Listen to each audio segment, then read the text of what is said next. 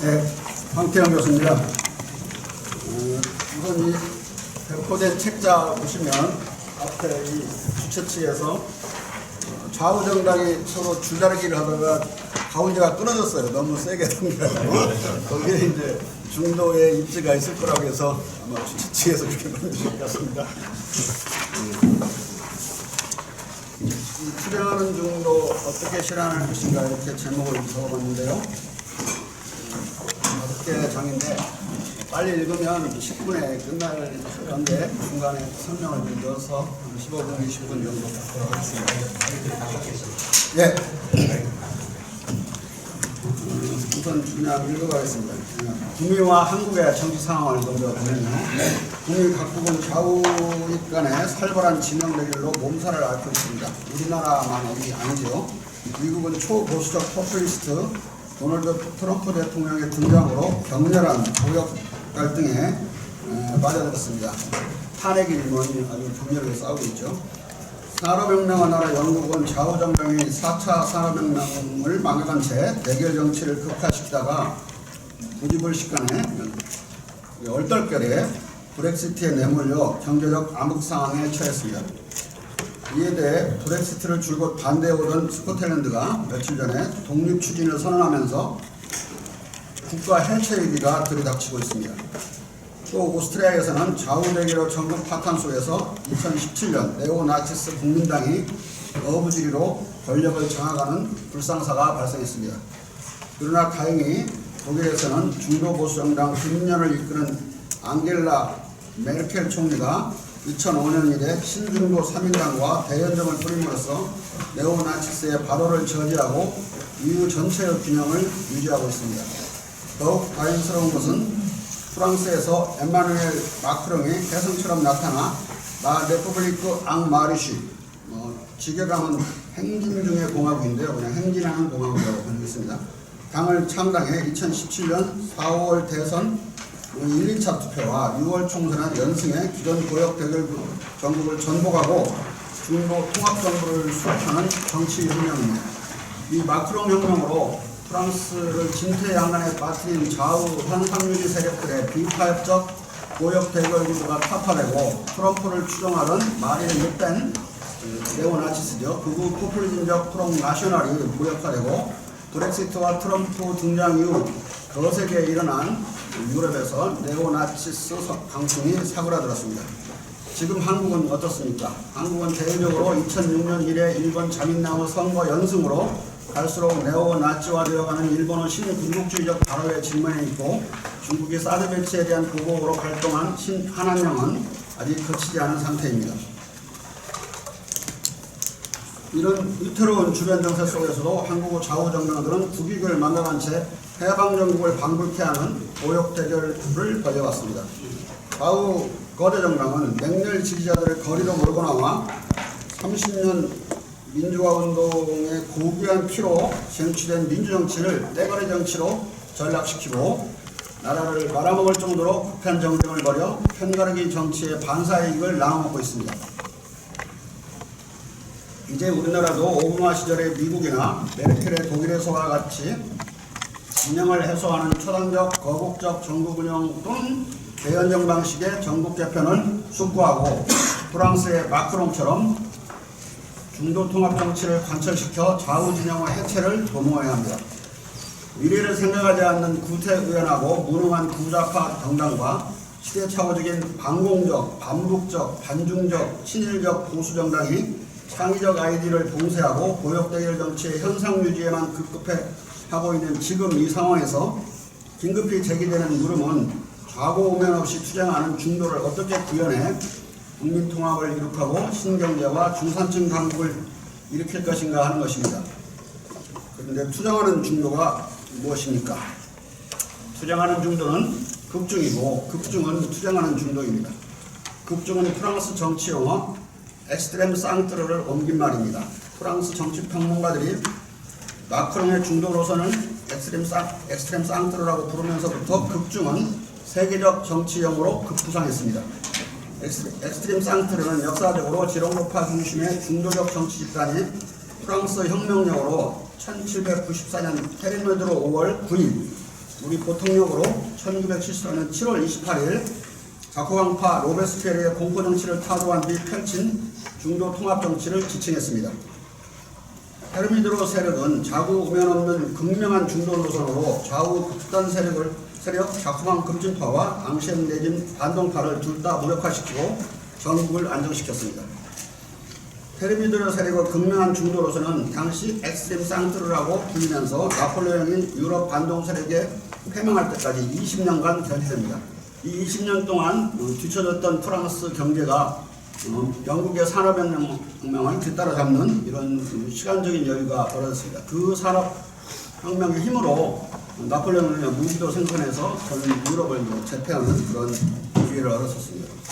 따라서 오늘날 정치평론가들이 마크롱의 중도 노선을 프랑스 혁명기의 용어 엑스트렘 상트르로 부르는 것은 일종의 칭송입니다. 마크롱의 엑스트렘 상트르 또는 극중은 극단적 중도가 아니라 중도를 극명하게 밝히고 좌우 정당과 좌고 우면 없이 극렬하게 투쟁하는 극렬 중도를 말합니다. 안 대표께서는 좌로 갔다 우로 갔다 하지 말고 직진하라고 그러는데 그 말씀은 똑같습니다. 극중은 중도 반단이나 우유부단의 대명사가 아니라 정중앙을 굳게 지키며 양극단과 극렬하게 싸우는 투쟁적 중도입니다. 이런 의미에서 극중은 한편으로 공자의 정중 또는 중정 개념과 통하고, 아마 공자 많이 공부하신 분들도 정중과 중정 개념을 모를 가능성이 큽니다. 주역을 하지 않으면 이 개념이 안 나와요. 다른 데서 나오지 않기 때문에 자세히 보면 이제 중정과 정중은 같은 말인데 극중이나 내용은 똑같아요. 클린턴 블레어 기딘스의 다른 한편으로는 라디칼 센터, 오바마의 담대한 중도, 디 오데이셔스 센터와 통합니다. 각 정치인들이 똑같은 말을 안 쓰려고 따로따로 이렇게 구분해서, 근데 내용은 같아서 같이 나열해 놨습니다. 극중으로 구격된 엑스트림 상트로는 마크롱 혁명에 주목한 안철수 대표도 2018년 정치 노선으로 내건 적이 있습니다. 그런데 당시 어느 무식한 법학 교수 출신 국회의원이 이 극중을 듣도 보단 말로 듣보잡이라고 이렇게 시구하면서 안 대표를 라디오에서 공개 비난했습니다. 이는 한국 정치권의 무지를 보여주는 참으로 부끄럽기 짝이 없는 운동이었습니다. 극중이 선거 때마다 편가르기나 투표 불참을 강요당해온 중도적인 다수 대중을 정중앙에 모아 상속체제를 정립하면 이 극중은 이미 대중입니다. 대중은 강력한 중도로서 곧 강중입니다. 마크롱은 좌구 우면 없는 정중앙의 극중, 대중, 강중의 이 행정을 대차게 타파해 대선 총선에서 좌우 정당을 깨부수고 연승한 것입니다. 마크롱은 클린턴, 블레어, 오바마의 중도 노선을 전적으로 모방했지만 자기 노선을 중도라고 지칭한 적이 없습니다. 그럼에도 국내의 거의 모든 평론가들은 그의 노선을 극중이라고 부릅니다. 프랑스 정치 분석가들이 그의 노선을 엑스트렘 상트르라고 부른 뒤 미국 평론가들도 그냥 영어로 직역해갖고 디 엑스트림 센터 또는 디 엑스트림 미들로 번역하기도 하고 클린턴 블레어 더 라디칼 센터로 바꿔 부르기도 합니다. 마크롱의 극중 노선화 정치운동, 즉 라 레퍼블리크 앙 마르시 운동은 2층 중산층의 조용한 다수를 대변할 것을 거듭거듭 공언했습니다. 마크롱은 부자적 때와 좌파의 부자적 때와 우파의 서민 정신을 비판하고 스스로 프랑스 중산층의 수호자로 자임합니다. 우리 민주주의의 정치 경제적 기반인 중산층과의 계약이 깨졌습니다. 마크롱 인용입니다. 경제적으로 성공한 민주주의는 중산층에 달려 있습니다. 중산층이 이침으로써 극단주의가 득세하고 민주주의가 파괴되고 있습니다. 이것이 브렉시트가 일어나고 트럼프가 득세한 이유입니다. 마크롱은 잘 살아보려는 국민의 지극히 당연한 열망을 욕망, 디자이어라고 깔보며 민생을 짓밟는 시끄러운 정치꾼들의 낡고 망상적인 좌우 이데올로기와 벽돌 정치를 배격하고 조용한 다수 생활인들이 마음속에 간직해온 중산층의 꿈을 실현할 것을 목표로 국민의 평범한 열망의 정치, 커먼 어스피레이션의 정치를 선언했습니다. 마크롱은 고답적 망상을 위해 국민의 생사와 관련 민생을 경시하고 양자택일의 편가르기를 강요하는 이데올로기 정치를 단호하게 거부합니다. 그가 실사고시의 관점에서 그는 좌우파 정책의 옥석을 가리고 창의적 아이디어를 더해 제3의 정책을 안출해 신경제를 위한 국가계획을 단행하는 실용적 중도경영 노선을 견지하고 있습니다. 이 방향으로 가서 상당히 성과를 올려서 성장 속도가 독일보다 프랑스가 그야말로 수십 년 만에 빨라졌어요. 이 마크롱의 궁극적 국가 비전은 조용한 다수 국민의 중산층의 꿈을 실현한 중산층 강국입니다. 그는 무능한 좌우정당의 냉소와 망상적 극자 극우정당의 분노를 제치고 미래로 전진과 희망을 호소했습니다. 마크롱 혁명의 분석에서 나오는 결론은 이렇게 요약할 수 있습니다. 이데올로기적인 진영 대결 정치는 다수 국민의 열망을 도의시한 채 극한적 편가르기 정치로 문제 해결의 실용적 아이디어를 봉쇄하고 민생 정치를 파괴하는 제로섬 게임의 절망의 정치 속으로 우리를 몰아넣습니다. 반면 극중의 새 정치는 중도적 리더십으로 다수 국민의 열망을 결집해 좌우 진영 대결을 분쇄하고 국민을 정중앙으로 통합하는 희망의 정치를 일으킵니다. 국민 통합을 지향하는 극중의 새 정치는 간에 붙었다 쓸개에 붙었다 하는 어떤 형태의 기회주의도 배격하고 이도저도 아닌 우유부단하고 어정쩡한 중간치기 노선도 배격합니다. 오히려 극중의 새 정치는 좌우파의 정치 파괴적 격돌 정치를 해체하고 다수 국민의 중도적 열망을 실현하기 위해 좌우 우면하지 않고 좌우파와 극렬하게 투쟁하여 어떻게든 국민 통합과 제3의 희망의 길을 개척하는 전투적 중도 정치입니다. 졸적 투쟁하는 중도 책을 연초에 냈는데요. 이 책인데 여기 자세히 나와 있습니다. 다음에 출마하실 분들은 이 책 안 읽으셔도 되시는 분도 있고 떨어지는 분도 있기 때문에 이 책 읽으시면 반드시 당선됩니다.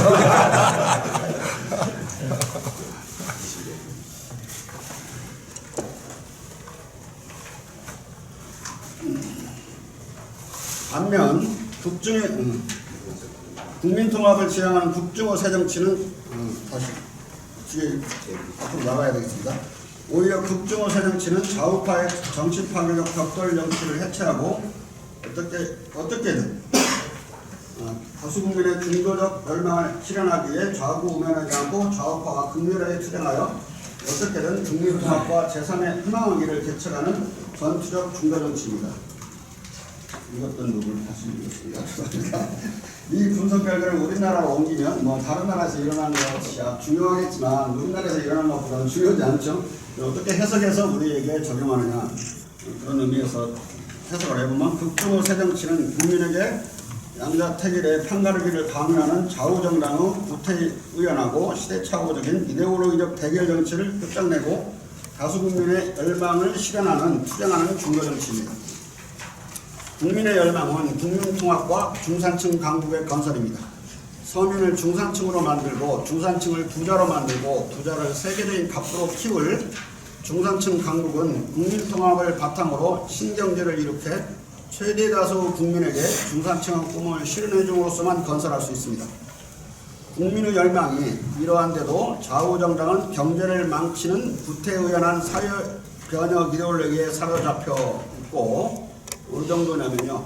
제 제자인 한 박사가 마크롱을 설명하라고 해서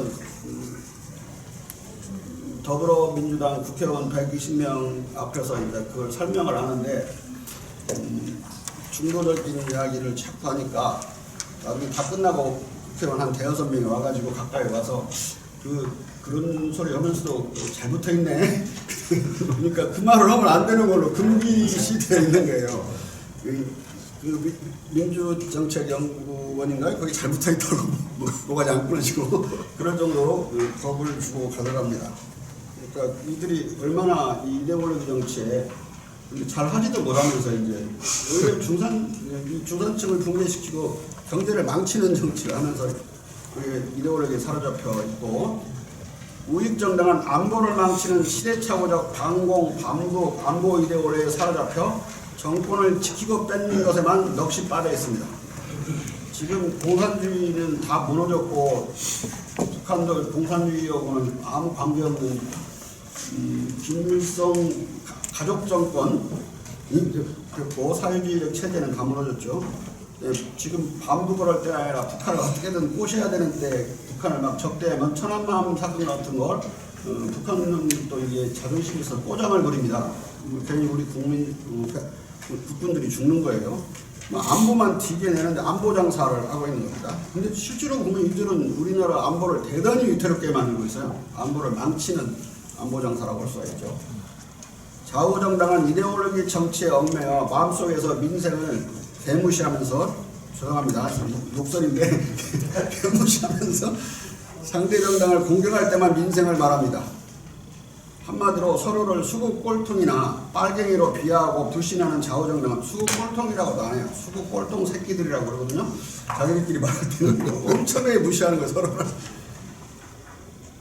좌우정당은 경제와 안보를 망치는 이데올로기를 먹고 살고 있습니다. 하지만 국민은 쌀을 먹고 삽니다. 앞으로는 4차 산업혁명의 새로운 쌀을 먹고 살아야 합니다. 4차 산업혁명의 신경제만이 향후 30년 이상 우리 국민이 먹고 살 새로운 쌀을 만들어줄 수 있습니다. 그러면 아마 우리가 일본도 이길 수 있는 그 길의 길이 열릴 수 있는데요. 며칠 전에 IMF에서 4년 뒤에 2013년에 구매력평가 국민소득으로 소위 PPP죠. 한국이 41,352달러가 되고 일본이 41,253달러가 돼서 한국이 일본을 2023년에 추월할 걸로 IMF가 발표를 했습니다. IMF 예측이 틀리는 경우도 있지만 틀려도 조금 틀려요.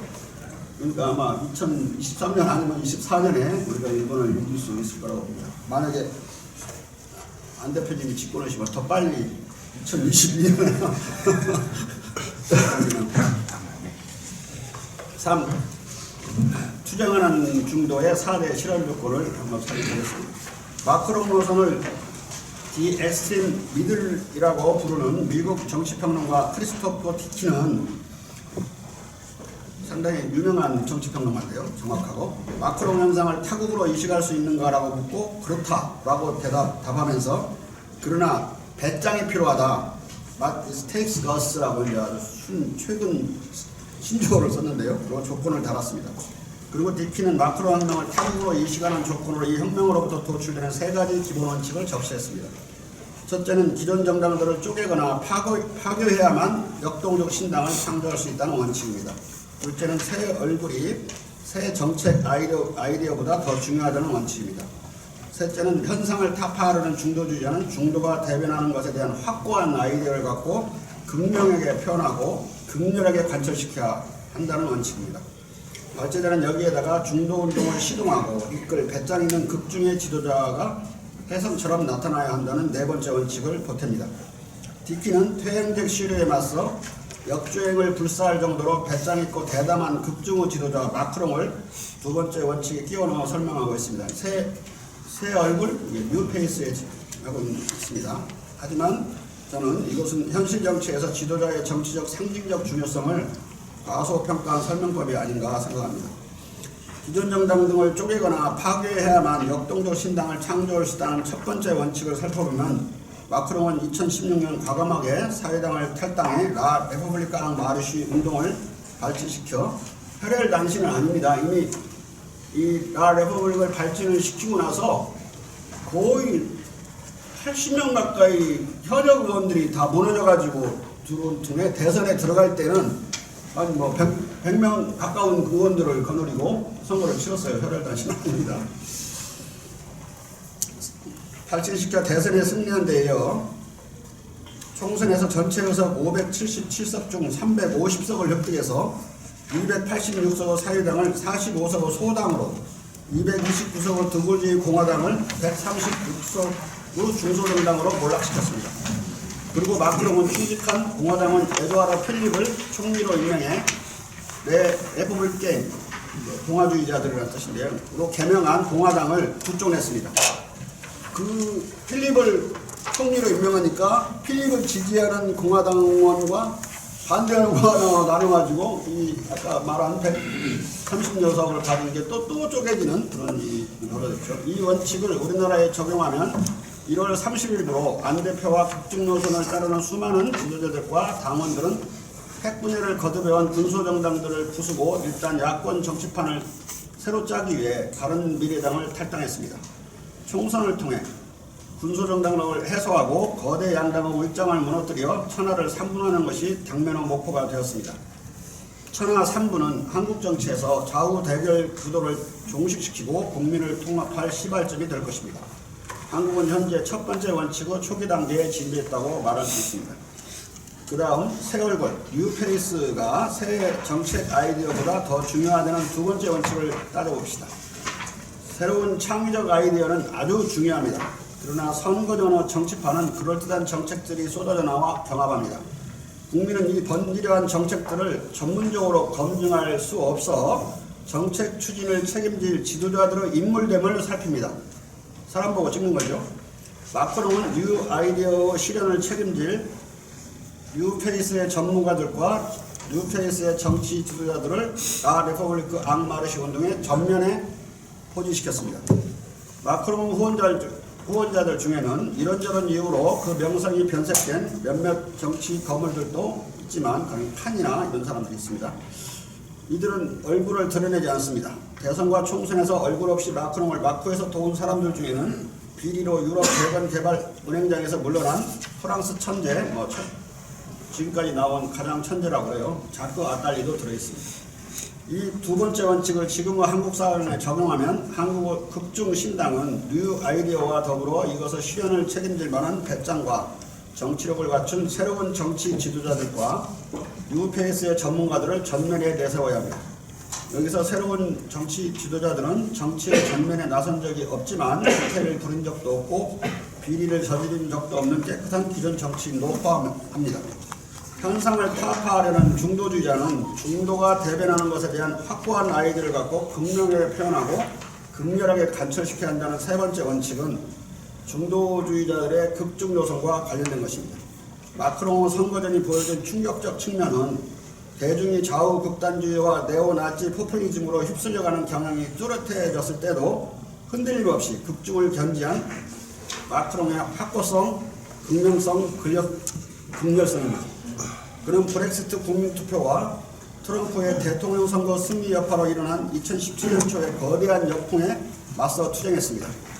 유럽 통합, 환경 문제, 경제개혁, 안보 등의 이슈에서도 마크롱은 불순한 시류를 돌파해 국중을 관철시켜 유럽 정치의 풍향을 바꿔놨습니다. 오늘 아침에 들은 뉴스인데요. 이 환경 문제 정책과 관련해서는 마크롱 정부가 금방 결정하기를 2035년까지 원자력 발전과 관련해서 14개의 원자력을 끄는 걸로 점진적으로 끄는 걸로 결정을 했답니다. 지금 문재인 정부에서 탈원전 정책을 쓰는 건 기본 방향은 틀린 건 아닌데 그걸 점진적으로 시행해야지 갑자기 꺼버리면 곤란해지죠. 여러 가지 경제와 가정에 지금 그것 때문에 비판을 받는 것입니다. 이 세 번째 원칙을 우리의 경우에 적용하면 그것은 지금 시류가 불온하고 정세가 불순함에도 중도를 극명하게 밝히고 좌우 세력과 극렬하게 경쟁함으로써 천하를 3분의 수령적 극중 신당을 제3세력으로 정립하는 것입니다. 하지만 많은 사람들이 신당의 성공 가능성을 더 깊이 고민하고 있습니다. 앞으로도 더 고민해야 할 것입니다. 하지만 행동할 때는 대담하고 단호해야 합니다. 지금은 고민할 때가 아니라 행동할 때, 실행할 때입니다. 일단 행동을 결심하면 아모로 파티라는 말 많이 쓰죠. 운명을 사랑하라. 어떻게 되버리는지 가는 거다. 우리 안 대표님은 진인사 대천명이라고 했는데요. 저는 진인사 지천명. 어느 정도는 알고 가야지 그냥 천명만 기다리고 있습니다. 좀 이따가 알고 있는 천명에 대해서 말씀을 드리겠습니다. 하지만 행동할 때는 당내 구구자들과 단호하게 결별한 클린턴의 메디컬 센터, 엘보의 좌클릭을 청산한 오바마의 담대한 중도, 퇴행적 시류와 싸워 유럽의 정치 풍향을 바꾸고 네오나치 포퓰리즘을 분멸한 마크롱의 극중은 모두 투쟁하는 중도를 말하는 것입니다. 한국의 네오나치스는 아베의 신궁극주의의 동조에 위안부 피해자들을 매춘부로 모욕하고 위대한 한국 민족주의를 반일 종족주의로 비하하는 극우 보수당 안팎의 친일파들입니다. 좌익 네오나치 포퓰리즘을 마크롱이 분쇄했는데요. 한국의 국정운동도 이들과 싸우고 이들을 청산하는 것이 한 과제가 될 것입니다. 중도운동을 시동하고 이끌 배짱 있는 극중호 지도자가 혜성처럼 나타나야 한다는 네 번째 원칙은 마크롱 혁명의 가장 혁명적인 측면과 관련된 것입니다. 이 혁명적 측면은 젊음과 배짱을 갖춘 마크롱 자신의 초신성 같은 출현입니다. 2017년 39세의 마크롱은 프랑스에서 나폴레옹 이래 가장 젊은 지도자로서 경이로운 지성, 명백한 방향감각, 그리고 겁없는 야망을 보여줬습니다. 그 이미지는 낡은 정치인들의 수십 년 정체된 프랑스 정계로부터 성큼 벗어나 비상할 역동적 사나이의 모습이었습니다. 가만히 보면 마크롱 지도자 이미지는 안철수 대표의 이미지와 중첩되고, 더 자세히 보면 안 대표가 마크롱보다 더 경이로운 지성, 더 명백한 방향감각, 그리고 더 겁없는 배짱과 담력을 지녔습니다. 야인 안철수가 거의 모든 여론조사에서 지지도 40에서 50%를 기록하며 정치인으로 등판한 2011년 10월 이래 아직 꺼지지 않은 안철수 현상은 이를 증명합니다. 그는 8년 전 혜성처럼 나타났고 지금 다시 초신성처럼 컴백했습니다. 우리는 지금 정치적으로 어렵지만 적어도 불순한 퇴행적 시류에 맞서 역주행도 불사할 정도로 배짱 있고 대담한 극중호 지도자가 있습니다. 게다가 안 대표는 마크롱과 같은 정치 초보가 아니라 천하를 산불한 적이 있는 정치 유경험자입니다. 지금까지 말씀드린 네 가지 원칙이 바로 투쟁하는 정도의 4대 실현 조건입니다. 이 조건의 일부는 이미 갖춰져 있습니다. 기타 조건들은 창당과 동시에 갖춰야 할 것입니다. 그 다음에는 이제 당을 만드는 당 유형에 대해서 말씀을 드리겠습니다. 큰 제목을 균열적 진영정당을 해체하는 통합적 운동정당으로 잡아봤습니다. 2000년까지 한국 정당들은 유럽 정당처럼 당원 중심 정당이었습니다. 당원 중심 정당 체제에서는 당원만이 공직 후보자를 선출할 권리가 있었기 때문에 당적이 결정적 요소였습니다. 우리 정당법도 그렇게 되어 있어요. 당원만이 공직 후보자를 결정할 수 있도록 되어 있습니다. 당원 중심 정당 체제의 문제점은 당원들이 때로 민심과 동떨어진 공직 후보를 선출하는 것이었습니다. 2001년 말 본 발자자를 비롯한 몇몇 새천년 민주당 전략가들은 당신과 민심의 이 괴리 문제를 해결하고 대선에 승리하기 위해 당원 중심 정당을 미국식 지지자 중심 정당, 원내 정당 쪽으로 얼마간 이동시켰습니다. 그리하여 당원 중심 지지자 중심 정당이 탄생했고, 이와 함께 국민 참여 경선과 원내대표가 등장했습니다. 이전에 원내 총무라고 불렸죠. 근데 지지자 중심, 지지자가 당원이냐, 이제 우리 정당법을 어길 수가 없기 때문에 선관위에 유권 해석을 요구했더니 일일 당원이 가능하다고 그렇게 답이 와서, 그날 공직 후보 찍는데 참석하고 등록한 사람은 당원이 하루 되는 걸로 해석을 할 수 있다, 이런 유권 해석이 나와서 이것이 가능했습니다. 새천년 민주당의 2002년 국민참여 경선은 뜻밖의 노사모 떼거리의 전국적 발호와 준동으로 심각하게 왜곡되어 자칭 82학번 노무현이 대통령 후보로 선출되고 늦깎이 좌파 포퓰리스트 노무현의 대선 승리로 3류 운동권 정부가 들어섰습니다. 잘 보시면 여기 운동권 정부인데, 운동할 때는 변두리에 있던 사람들이 다 3류라고 제가 불렀는데요. 그리고 원래 국민참여 경선을 하려면 1차 사회학에서 말하는 1차 집단이 충분히 해소된 상황에서 해야 되는데요.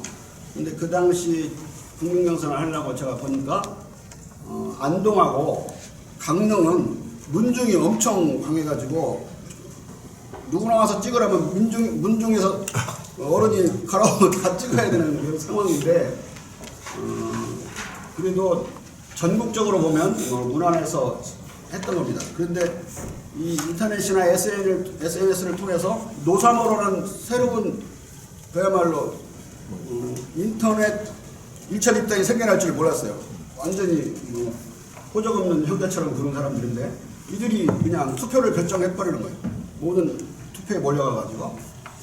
그래서 저는 이제 이 지지자 정당 저희 프로젝트는 실패했다, 이렇게 생각합니다. 이들 때문에. 그 여세로 친노 세력은 새천년 민주당에서 집단 탈당해 열린우리당을 만들면서 진성당원이니 책임정당이니 권리당원이니 정치학측에서 본 적도 없는 이런 말을 하면서 회개한 말로 정당개념을 당원 중심으로 다시 퇴행시켰습니다. 3년 운동권 정부 시절부터 고역 대결은 정권을 바꿔가며 극화되어 왔습니다. 이로 인해 당원 중심 지지자 중심 정당들은 진영 정당으로 변질되었습니다. 두 거대 정당은 당원과 광신적 지지자들을 모아 진영을 이루고 헌구로 타당을 악마로 비난하며 날마다 패싸움을 벌이고 있습니다. 심지어는 제가 본 유튜브에는 여러 개가 그러는데 추미애 장관하고 문재인 대통령하고 뭐 썸씽이 있다. 그게 계속 떠 있어요. 때려서 들어가 보면 내용은 전혀 그게 아니고 그걸 막 띄워서 한 대여섯 개가 그렇던데요. 그럴 정도로까지 이제 거의 악마로 묘사를 하는 거죠, 상대방을. 그리하여 지지자 중심 정당 제도조차도 진영 대결을 완화하는 것이 아니라 오히려 극화시키고 대의 정치를 파괴하는 요소로 둔갑하고 말았습니다. 오사모, 친노, 친문, 박사모, 친박, 태극기 세력 등은 우상숭배적 지지자들이 특정 정치인의 노예가 되어 타당 정치인들에게만이 아니라 비위에 거슬리는 자당 국회의원들에게도 떼거리로 문자 폭탄을 퍼붓기 일쑤이기 때문입니다. 국회 내에서의 국회의원의 발언은 헌법기관의 발언으로서 면책특권이 있는데 이들에 대해서는 안 통해요. 그냥 개인 전화로만 하니까. 그래서 발제자는 중도신당을 마크롱의 운동정당으로 만들 것을 제안합니다. 운동정당은 당원들을 당정놀이로 만들고 지지자들을 당 이데올로기의 노예로 만드는 당원 중심, 지지자 중심 정당의 폐단을 동시에 극복할 수 있습니다.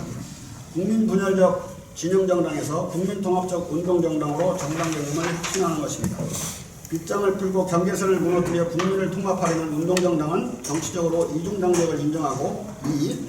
지도부를 전국적 지도자와 뉴페이스 인물들로 구성하고 3. 운동을 광장 가두집회 방식이 아니라 모바일 참여 방식으로 전개합니다. 따라서 운동정당은 기존 정당의 중앙당 관료기구, 방대한 당원 지지자 집단의 관리와 동원 집회 등을 모바일 운동과 모바일 네트워크로 대처하기 때문에 기존 정당에 비해 작은 정당이지만 역동적이고 투쟁적인 정당입니다. 운동정당은 이 점에서 안 대표가 제시한 모바일 플랫폼 방식의 공유정당 개념과 상통합니다.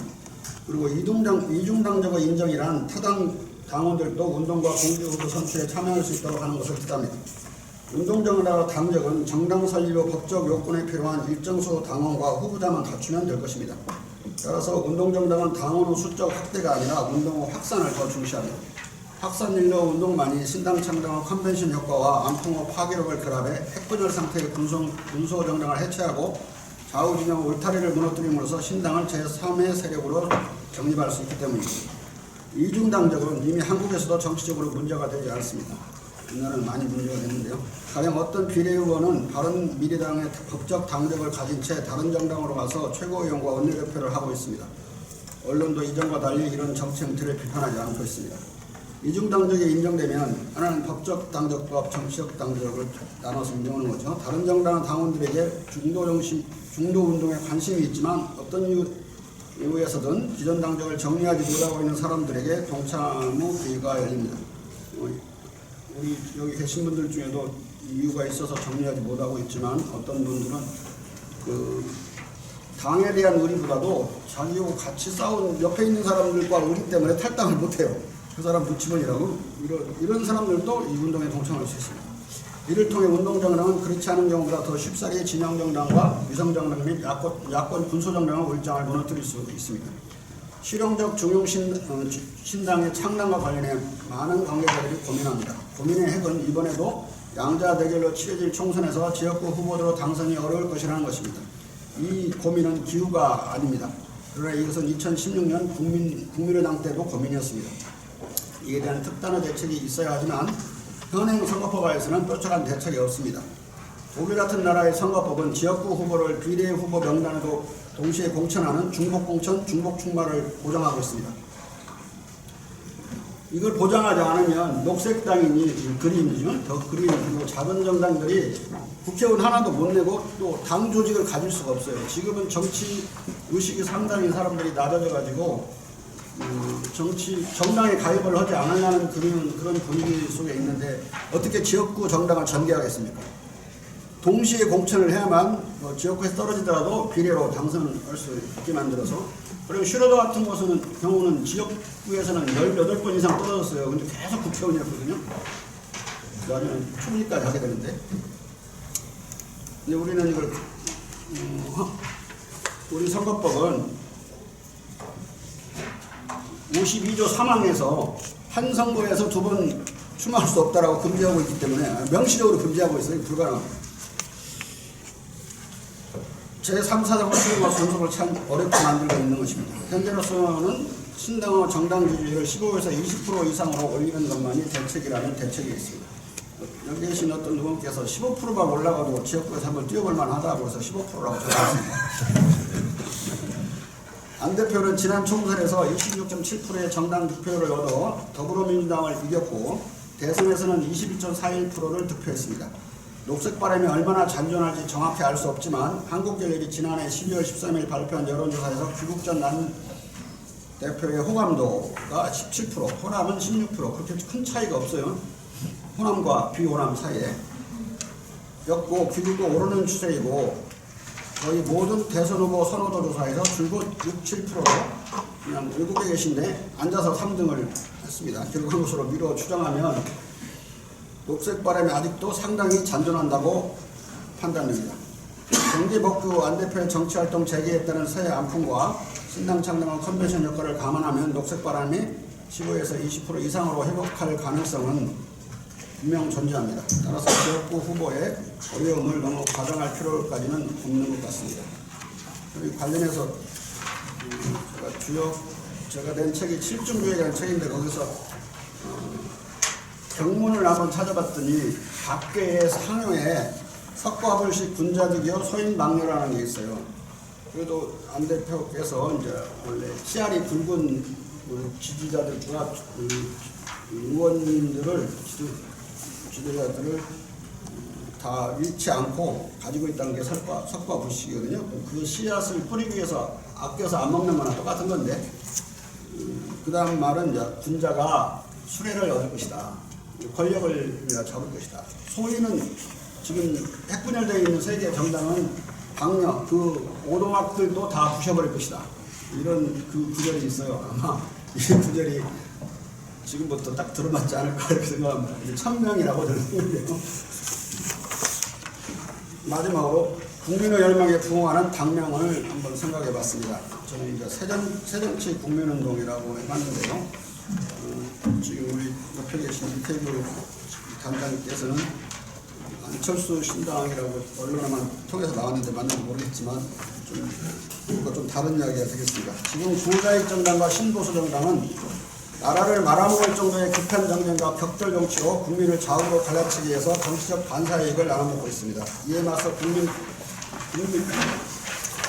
이 진영대결식 격돌 정치를 종식시킴으로써 국민을 통합하고 신경제와 중산층 강국을 건설하기 위해 국민운동을 벌일 것을 이 시대의 정한명령으로 요구하고 있습니다. 지금은 국민통합과 신경제 건설을 이끌 운동정당으로 중도개혁신당을 창당할 때입니다. 이제 운동정당의 명칭을 고민해 봐야 합니다. 마크롱의 운동정당은 라 리퍼블릭 앙마르시입니다. 행진하는 공화국이죠. 국민 의견과 여기서 행진이라는 말은 전진한다는 뜻이 움직인다는 이야기예요. 공화국이 너무 고착되어 있었는데 이제 앞으로 운동 개념을 강조한 거죠. 국민 의견과 전문적 카피라이터들의 아이디어를 모아보면 분명 더 좋은 명칭이 나오겠지만 본 발제자는 물꼬를 트는 차원에서 새정치 국민운동을 정식 명칭으로 국민운동을 약칭으로 제안합니다. 국민의 의미를 보면 더불어민주당 같은 경우는 서민을 중심으로 나머지 국민을 해석을 엎붙이려고 하고 한국당은 부자를 중심으로 온 국민을 감싸려고 포괄하려고 합니다. 근데 중도정당은 중산층을 중심으로 서민과 부유층을 아우르는 개념이기 때문에 국민이라는 말이 당명에 반드시 들어가야 되지 않나 생각합니다. 옛날 국민의 정당 또는 옛날 그 이대로 올라가면 국민회의 여기서 국민이라는 말을 버리지 않고 중도정당을 만들었는데요. 이거는 또 그래야 되지 않을까 생각합니다. 추모 새정치는 양자택일을 강화해 국민을 분열시키는 좌우대결 정치를 끝장내고 국민의 열망, 국민통합, 신경제, 중산층 강국이라고 볼 수 있는데요. 실현하기 위하여 좌고 우면 없이 투쟁하는 실용적 중도정치입니다. 가칭 새정치 국민운동은 국민의 열망을 실현할 극중의 새정치를 담아버리고 생각해낸 이름입니다. 새정치라는 말은 안 대표님이 있는 새정치민주연합 때 쓴 개념이고 등장하실 때도 새정치를 하시겠다고 했어요. 근데 이 새정치라는 말을 첫 번째 쓰는 양반은 이제 DJ죠.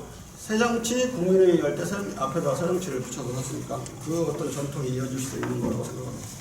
약친 국민운동은 2016년 녹색 돌풍을 일으킨 국민의당을 상기시키고 더 거슬러 올라가면 DJ 대통령을 만든 국민회의를 연상시킵니다. 그러나 국민운동은 더 이상 국민의당처럼 정당 역할만 하거나 국민회의처럼 회의만 하는 것이 아니라 진영정당과 군수정당의 울타리를 뒤흔들어 무너뜨리려는 여러 정치적 움직임을 소련 증폭시키는 운동의 중심 노릇도 해야 합니다. 이 운동은 아까 말씀드린 대로 모바일 운동이죠. 본 발제자는 새정치 국민운동 가칭을 고집하지 않습니다. 대안으로 창준이 단계에서는 새정치 국민신당으로 쓰다가 나중에 창당대회와 더불어 새정치 국민당 그렇게 해도 되고, 가령 옛날에 새천년 민주당이 창당될 때 창준이 단계에서는 새천년 민주신당이라고 했습니다. 그리고 창당대회하고 나서는 새천년 민주당 이렇게 바뀌었는데, 이런 방식으로 이제 제가 안철수 신당과 관련해서는 우려하는 말씀을 드리고 싶은데, 우선 옛날에 이런 사례가 있습니다. 오건 총리 대통령 후보 추대 연합 창당 준비를 정당 창당 준비로 등록하려고 그러니까 선관위에서 개인 이름이 들어가는 이름은 안 된다. 그건 사당이지 공당이 아니고 헌법의 민주정당 원칙에 어긋난다고 그래서 빡빡하겠죠. 그리고 이제 줄여서 고총련이라고 해서 넣었더니 그것도 됐어요. 고만 들어갔으니까. 친박연대도 아마 친박근혜 연대 그랬으면 안 됐을 거예요. 석자가 다 들어갔으면 친박연대니까 하나만 들어갔으면 통과될 것 같고요. 그리고 알릴 시간이 부족하다고 그러신 그런 이유가 나오는 것 같은데요. 지금 한국당은 새보수 신당하고 합치면서 당명을 바꾸고 지금 선거를 앞두고 통합신당을 만든다고 그러니까 당명을 통합신당이라고 한다고 그래요. 언제 알리고 할지 이제 우리가 걱정해 줄 일은 아닌데요. 우리도 걱정할 일은 아니라고 생각합니다. 모든 국민이 하나 사건을 아는데 한 달 걸려요. 한 달. 그러니까 지금부터 그 이름을 쓰기 시작하면 아마 9일부터 쓰기 시작하면 4월 15일까지 2달 반은 쓰기 때문에 알 수 있고, 대체로 대부분 국민들은 노인들 관련 분들은 모르실 수가 있어요. 1년이 지나도 모를 수 있습니다. 선거할 때는 몇 번 찍으시라고 해야 알아듣지 무슨 복잡한 일 찍어서 찍으라고 잊어버려요. 들어가다 잊어버려요. 번호를 잘 타는 게 나는 안철수 신당이라고 하는 것보다 중요하지 않나 생각하고요. 옛날에 이런 일이 있었습니다. 사례로 YS가 민자당으로 바꿨잖아요. 그걸 민자당 이름을 대선 직전에 바꿔요. 신한국당으로. 대선에서 이기거든요. 그러니까 알리는 데는 선거 기간은 너무 정당 명칭을 집중적으로 쓰기 때문에 그 알리는 문제는 그렇게까지 걱정하거나 우려할 일은 아니지 않나 그렇게 생각합니다. 제가 이걸로 발제 혼자 자문해본 투쟁하는 중도 어떻게 실현할 것이나 이 자문에 대한 변변치 않은 자답을 말씀을 드렸습니다. 경청해 주셔서 감사합니다. 교수님 대학원 강의를 좀 들고 왔습니다. 역시 세계적인 석학답게 이론과 현실 분석까지 잘 해주신 것 같습니다. 다시 한번 황태영 교수님께 박수 부탁드립니다. 반갑습니다. 안철수입니다.